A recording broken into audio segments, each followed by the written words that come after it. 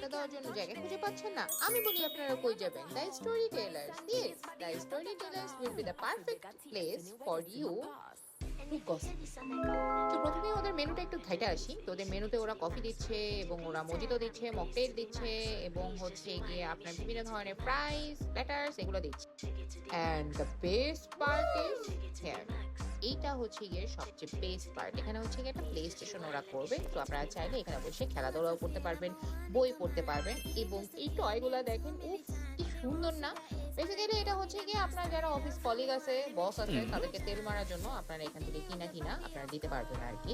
তো আমরা যেখানে বসলাম, বসার সাথে সাথে আমাদেরকে ফার্স্টে এই ওয়েলকাম ড্রিঙ্কস আর এই কুকিজটা দিয়েছে এবং আমরা অর্ডার করেছিলাম এই স্যান্ডউইচটা। এটা হচ্ছে কি আমি বলবো শর্মা বিকাম স্যান্ডউইচ।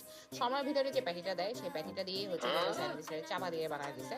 মজা ছিল, খারাপ না, জোস ছিল। তো আমরা এখানে গল্প টল্প করতেছি এবং অপেক্ষা করতেছি আজকের রানীর জন্য।